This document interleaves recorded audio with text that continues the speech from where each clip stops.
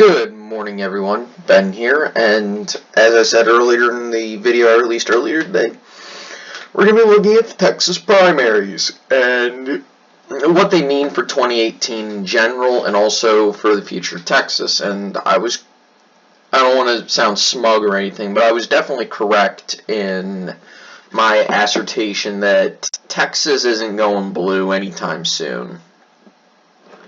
When the Republican base, even in a very good year for Democrats, still outnumbers the still outvotes in the total aggregate vote. There's about 2.6 million voters for the primaries, which essentially indicates who your base is, right?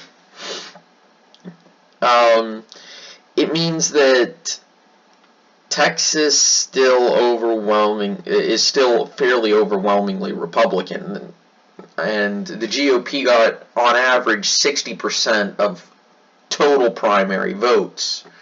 Doing some basic math, if it's 2.5 or 2.6 million, that means every 250,000 votes is 10%.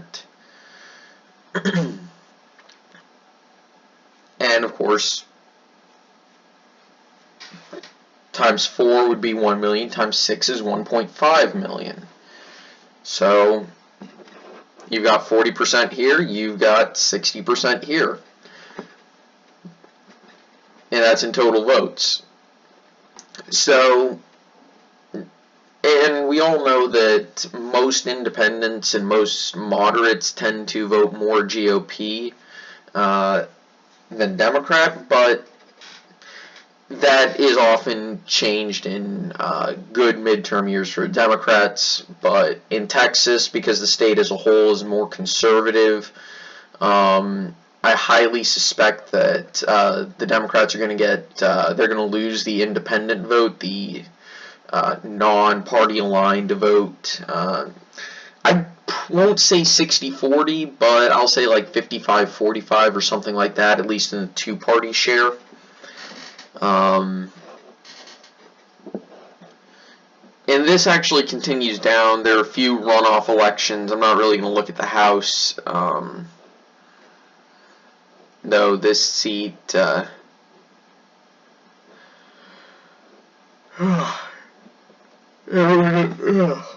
about that.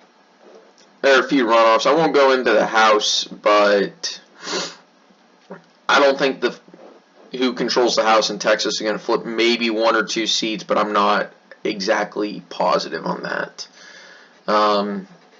Also, there's going to be a runoff in the Democrats' primary in Texas, and there were fewer votes in the gubernatorial primary for the Democrats, but I think there were also fewer in the GOP primary, but not by much. About 3,000 fewer votes, so that means the GOP base is still turning out for all the elections. So, and it looks like there are either 4 or 5 precincts that aren't reporting for anything. It's really weird that these two counties don't have any results for Republicans, which is really weird. But yeah. So I'm going to not even bother looking at Texas. I think Texas is safe GOP just by looking at these for essentially everyone. At least all the statewide votes. For the House and State Senate seats, those are more competitive, and I won't really go into those. But what does this mean for November?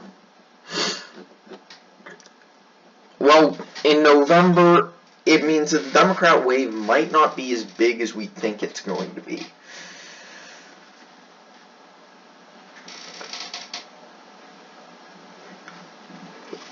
And I think it's going to show that the GOP, where their base is strong,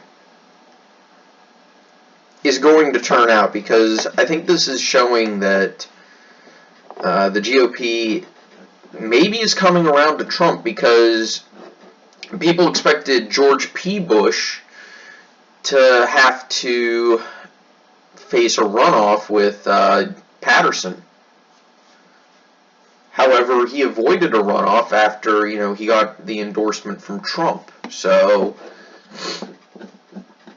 that could be a thing. Not positive, but it could be a thing.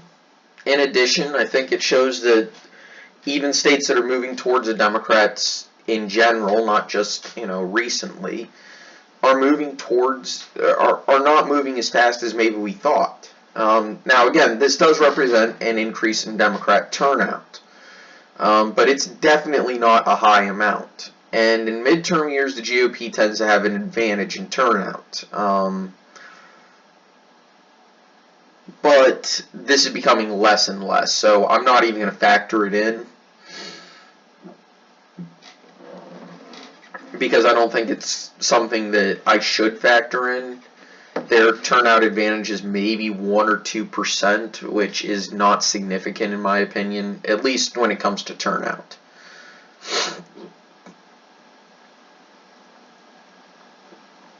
And I highly, highly doubt. Let's look at San Antonio. 51,000. So the total in San Antonio is, I'll go ahead and say 80,000 votes for the Democrats.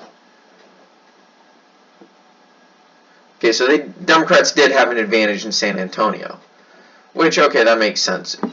But it's really weird to think about, because San Antonio is a swing county. That's Bayard County. It's not pronounced Bexar, it's pronounced Bear. Bayard, Bear.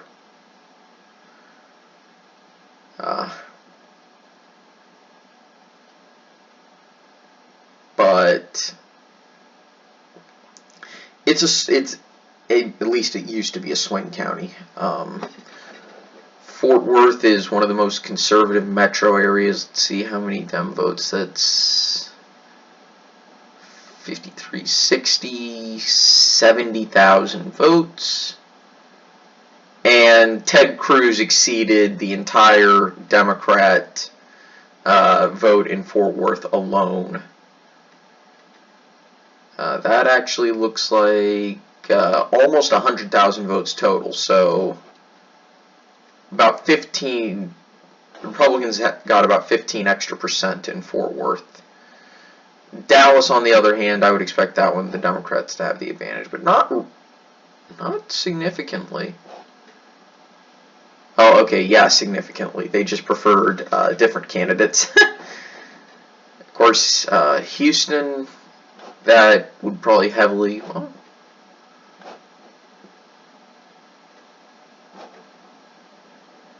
when we look at this, I had to look at the second place votes to even determine that.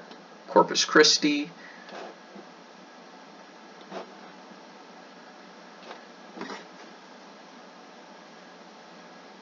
But, yeah, so that's kind of just my take on what Texas means for November. It means that the Democrats aren't going to have as large an advantage as maybe a lot of people thought about, because a lot of Democrats did actually think, at least if you listen to the media, that Texas could have been competitive based off of what they saw from the early voting numbers in the primaries. But as we find out, the early voting numbers aren't representative of the total votes. And it seems that the GOP likes voting on Election Day, though they are getting into the habit of early voting a lot more. But the Democrats tend to only vote early. So that's something I'm going to be looking into, is how much does the early vote favor the Democrats? I'm not exactly sure how I'm going to factor that in as soon as we start getting voter registration details from the early vote. And I'm not entirely positive how I'm going to factor in the fact that GOP is starting to get into the habit of voting early. Most still vote in person on election day. I know for a fact that, I mean, I'm not a Republican by any stretch of the imagination. You know, there are a few things that I have a few disagreements with the GOP, and especially with Trump, thanks to the tariffs. But I think the tariffs are going to help Trump in the Rust Belt, along with renegotiating NAFTA. And I'll talk about that some other time. But I think the tariffs are definitely going to, in Appalachia and the Rust Belt, I think those tariffs are going to really help Trump and the GOP out, because a lot of people are associating the GOP with Trump, which I think is a little bit, I think it's a little bit of a stretch, because the establishment GOP still has a bit of a bone to pick with Trump.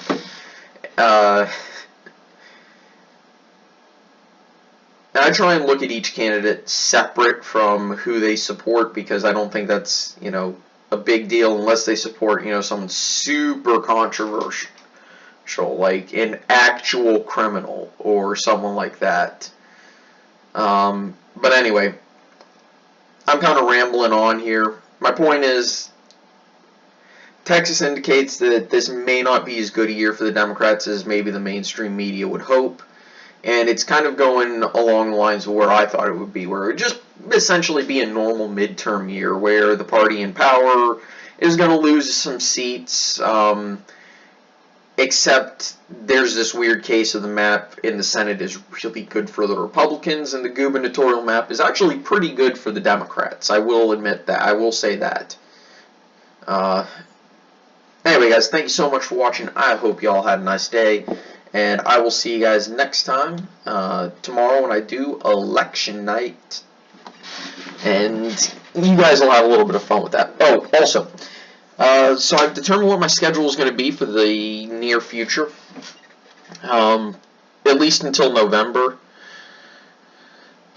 Mondays are going to be Senate race analysis. Tuesdays are going to be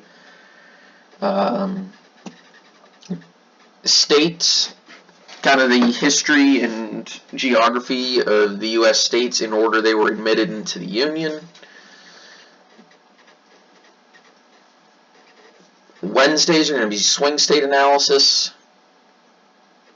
Thursdays are going to be future elections, like 2024, 2032, 2036, maybe beyond, but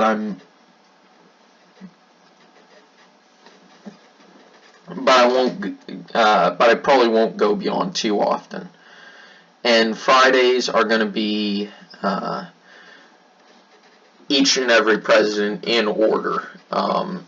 Saturdays are going to be election nights, excluding this Sunday because I'm going to be traveling on Sunday. There's going to be a stream around noon on Sundays. Again, excluding this Sunday.